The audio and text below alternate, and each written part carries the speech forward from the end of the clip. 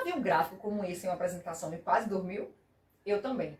Mas e se eu te disser que até o dado mais técnico pode se tornar uma história que inspira, que emociona, que convence? Sabe como?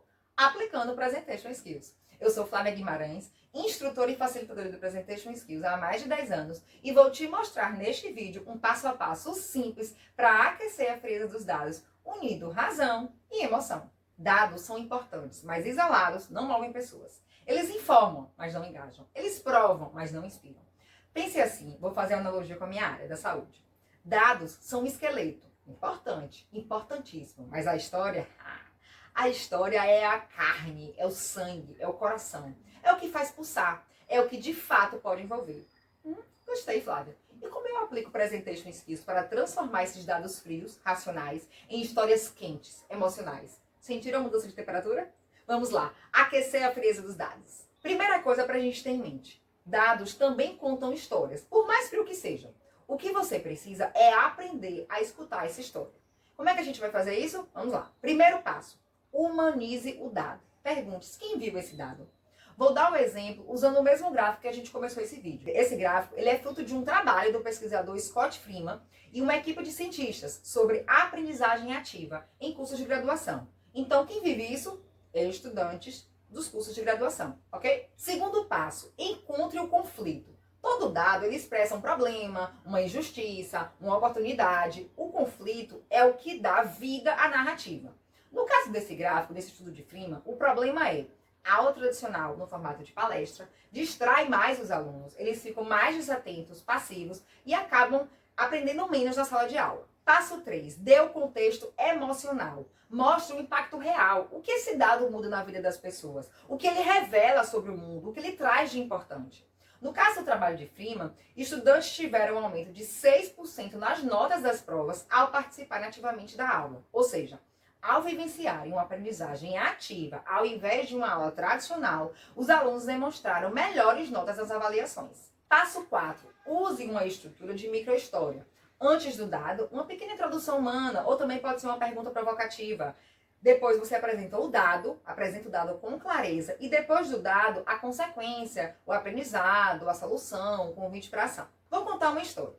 Em uma das oficinas de professores que já fizemos sobre aprendizagem ativa, na hora do cafezinho, que sempre tem, uma professora veio falar comigo e me contou que enquanto eu falava sobre a importância da aprendizagem ativa, ela se lembrou de uma aluna, Mariana. Quando ela começou a dar aula de maneira expositiva, a Mariana mal acompanhava. Ficava mexendo no celular, ficava dispersa, com conversinha paralela. Mas no dia em que a professora propôs um desafio em grupo sobre o mesmo conteúdo, Mariana brilhou. Trouxe ideias, ajudou os colegas, explicou a dinâmica, explicou o conteúdo de maneira brilhante. Foi aí que ela percebeu, Mariana não era desatenta, ela estava entediada. E estar na condição de passividade fazia com que ela se dispersasse. Essa é a diferença entre dar aula para uma plateia passiva e criar um ambiente onde os alunos pensam, onde eles interagem, onde eles constroem. E isso influencia também nos resultados de avaliação. É o que diz o trabalho de Freeman e outros cientistas, no qual, como podemos ver nesse gráfico, estudantes envolvidos na aprendizagem ativa possuem melhores notas do que os que assistem aulas tradicionais. E é para essa aprendizagem ativa que eu convido vocês hoje a adotarmos em nossas aulas.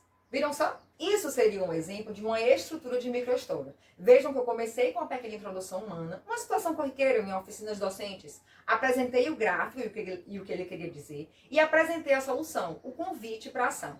Ao invés de só colocar o gráfico e falar os seus resultados, contar uma história que humanize, que aproxime de quem escuta, que gere um senso de aquilo tem a ver comigo também, eu já passei por essa situação. Isso faz com que haja uma conexão entre quem fala e quem escuta. E o convite para a ação, por exemplo, nesse caso para os professores, de adotarmos estratégias de aprendizagem ativa, ganha muito mais significado do que se fosse só o dado pelo dado. Alguns cuidados que é importante ter ao transformar dados em histórias. Primeiro, não manipule os dados para caber na história. Integridade vem sempre em primeiro lugar. Segundo, não use dados como muleta. Se a história for boa, o dado reforça. Ele não carrega sozinho a mensagem. Terceiro, evite sobrecarga numérica. Um dado bem usado é melhor que 5 jogados no slide. Por exemplo, esse trabalho de Freeman tem outros dados que eu poderia utilizar, como a redução de reprovações ao usar a aprendizagem ativa. Mas o meu objetivo aqui não era falar sobre o trabalho de Freeman na íntegra ou falar sobre a aprendizagem ativa na íntegra. Um gráfico só já era o suficiente para o que eu queria, que era dar o exemplo de como aquecer um dado frio, um simples gráfico, com uma história. Vejam que não é quantidade, é qualidade, é a íntima relação entre o objetivo da sua apresentação e a história que você vai utilizar. Para encerrar nosso vídeo de hoje, lembrem-se, toda estatística representa vidas. E toda boa apresentação precisa disso, da união entre razão e emoção. Vamos fazer uma oficina com sua equipe de dados e desenvolvê-los nessa habilidade? Afinal, como você quer que seja sua equipe?